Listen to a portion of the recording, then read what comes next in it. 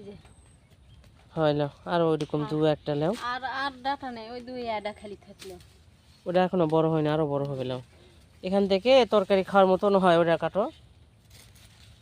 এই দুটাই হবে লাও, দুটাই হবে। হ্যাঁ আবার থাক, ওগুলা বড় হোক। ওগুলা বড় হোক। দুটা ডাটা আর এই তনি এটাও কাটনো। এই যে কেমন জানি না ইয়া হয়েছে। লাও লাও, নিজের গাছের সবজি কাটা খুবই আনন্দ।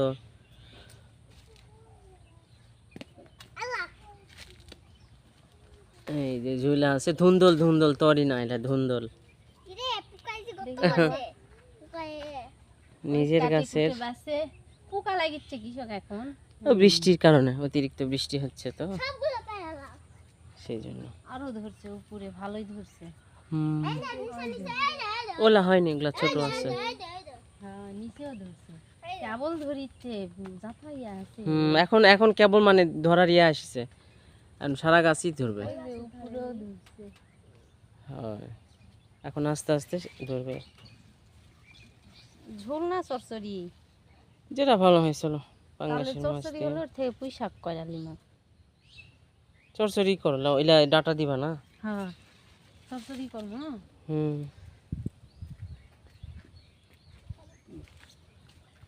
তাহলে কয়টা পাতা নিলাম খালি। লাও, ওগুলা সবজি সবজির হাতত দাও। কালকায় পুঁই শাক তুলিছি কতগুলা। চরচড়ি করো, মাছ ছাড়া আসলে চরচড়ি ভালো লাগে না। মাছ দিব নি।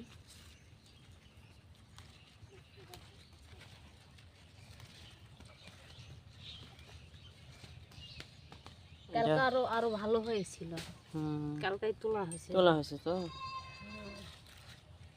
এখানে একটু কেটে দাও তো, এই যে যেখানে ইয়া হয়েছে, ইয়া গোড়ার থেকে কেটে ফেলে দাও জায়গাটা।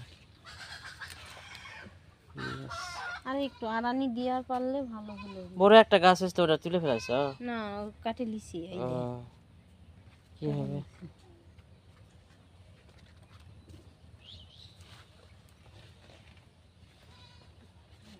পুঁইশাক পাতা হয়, 4টা পাতা দিলেই চরচড়ি বেশি লাগে না। দেখো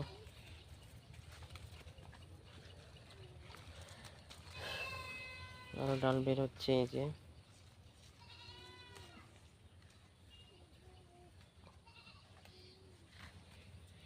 এখানে কি করিচ্ছ? বেগুনের গাছগুলা মরে যাচ্ছে, অতিরিক্ত পানি। বৃষ্টি হতে গেছে। এর আগে গাছগুলো গাছ হচ্ছিল কি বেগুনের হচ্ছে এই কয়টাই। ওই কয়টাই হবে ব্যাস। তো গাছ দেখলেন, আমরা আমাদের বাগান থেকে সবজি সংগ্রহ করলাম। ধুন্দল, পুঁই শাক, ডাঁটা শাক, এগুলো আমরা আজকে রান্না করব তরকারি।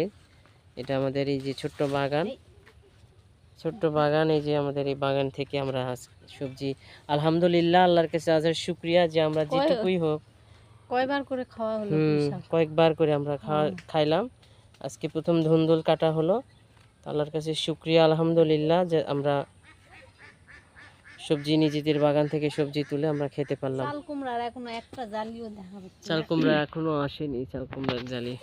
তো আল্লাহ হাফেজ গাইস, সবাই ভালো থাকবেন।